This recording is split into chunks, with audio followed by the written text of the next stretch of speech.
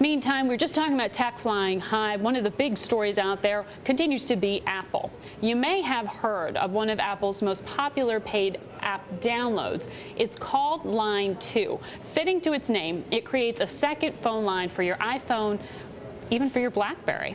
So it can turn your iPod Touch or your iPad into a phone. It's also shaking up the cell phone industry because it places calls over Wi-Fi internet instead of, say, AT&T's network if you're using an iPhone. Key there, as they are a singular provider. Meantime, we're joined by the head of the company that makes Line2. That's this gentleman right here, Peter Sisson, CEO of Toktumi. Talk to me. Right. It looks Japanese, but it is, of course, a play on words. Thank you so much, Peter. You've got an iPad here, and you've got your iPhone. You can turn this into basically a large iPhone. Right. I mean, it's a little comical, like you wouldn't hold it to your head, but it works great as a speakerphone, and there's a dial pad on there. I don't know if you can see it in the glare, but I can dial numbers.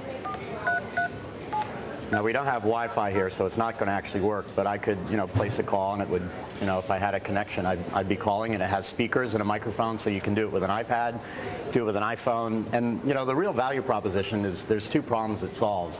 One is people don't have cell reception in a lot of places inside buildings, in their home, and this will work over Wi-Fi, as you said, but then when you go back out in your car using the same number, it'll work over cellular. So it's a dual mode, and it's the first dual mode app. In talking about that, one of the criticisms of particularly AT&T as a carrier in major cities like New York is the lack of access when you try to dial your phone. You get knocked off often. That's about access to broadband and whatnot. Tell me how this helps you bypass it. Well, what it does is it detects if Wi-Fi is available or if even 3G is available. And if that's available, it will automatically switch over to that network rather than using AT&T's minutes. How's this different from Skype?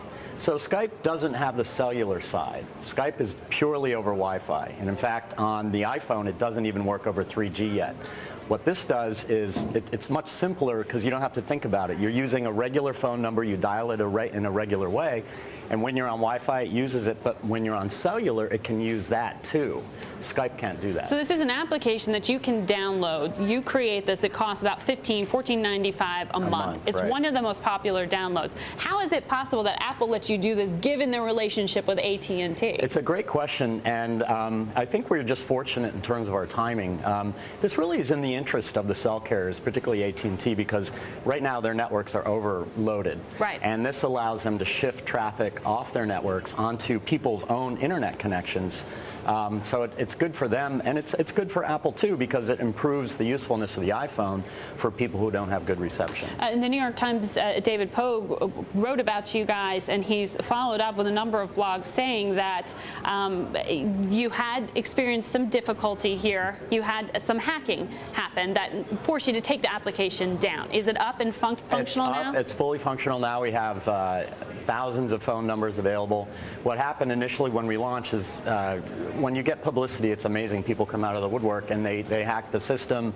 And then after we got it back up, which we got it up very quickly, we ran out of phone numbers. You ran out. So do you have them now? We have them now. So we've upgraded our infrastructure. Now we have tons of phone numbers, and people can go to the App Store, search on Line2, one word, and download it and sign up. 60,000 downloads so far? 60,000 so far, and we're still the top most downloaded business app, and we're still in the top 100 out of the 150,000 apps in the App Store. So what's the goal? You want to sell this to Apple? I don't know. It's funny. I don't think Apple necessarily wants to go into the VoIP service business. I think there's a lot of companies that would be interested in what we're doing. But I think there's a lot of potential for the product as it is. Well, we'll track that progress. Thank you so much for coming in and joining us. The CEO of Toktumi, that's Peter Sisson.